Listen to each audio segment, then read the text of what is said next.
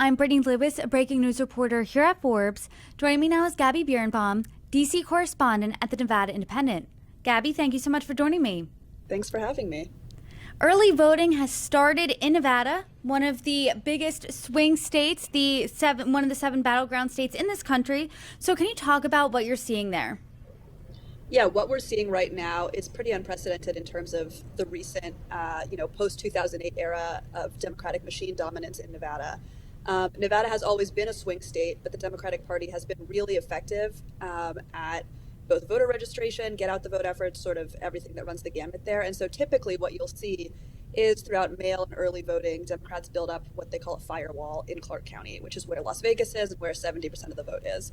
So typically before Election Day, you'll see Democrats run up the numbers, and then Republicans with their in-person vote on Election Day bring it back up to somewhere close to even.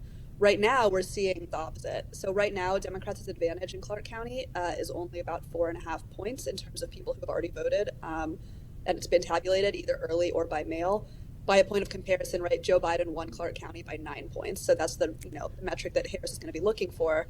At the same time, the rural counties are outperforming their vote share by about 4% right now in turnout through early voting, through mail. Those are heavily Republican. And so all that is contributing to right now, Republicans actually have a firewall that Democrats are going to have to try to knock down with the second week of early voting, with more mail and with Election Day. And right now, Republicans are up about 4.2% in the state. The editor of the Nevada Independent said that Republicans ahead in early voting, quote, could signal serious danger for the Dems and for Kamala Harris here. When you're talking to Democrats in Nevada, do they feel the same way too?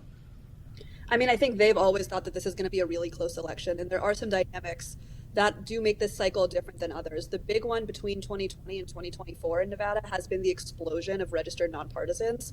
So the majority of the electorate in Nevada right now, not the majority, but the biggest group are registered nonpartisans. So it's increasingly hard for each party to, turn out their partisans and then also identify who are the leaners among independents and find them.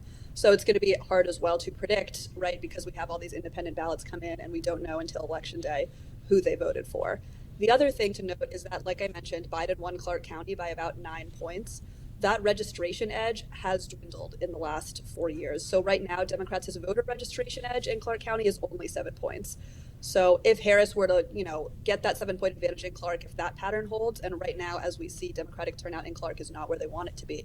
If it does hold and they have a 7-point advantage in Clark, she'll still need to win independents in order to win, because 7 points in Clark is likely not enough to take the state. You're talking about those nonpartisan voters.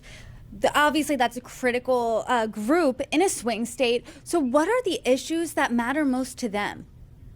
I think when you talk to nonpartisans, the same way I think often talking to members of either party, the economy in Nevada, right, as it is in many other states, is huge. Particularly in Nevada, the economic recovery since COVID has been in many ways remarkable, but slower than some other states because the Nevada economy is so tied to the national economy. If you're having struggles economically, what's the first thing you're going to cut? It's that trip to Vegas, right, in your budget. And it's a state that really relies on tourism. And so, unemployment there is still, it's still about 5%, still higher than the rest of the country, even though, it was 30% at the peak of COVID when the strip was shut down and everything. There has been job growth, wage growth has been a bit stagnant. They've added jobs in new sectors like manufacturing especially. But when you talk to voters, they're really frustrated about the cost of food, the cost of gas. And one thing that comes up a ton that I think is sort of open for either party to take on as an issue is the cost of housing. Ever since the recession, which also really destroyed the Nevada economy, home building there has been really slow to bounce back. You have tons of in-migration to Nevada from California in particular.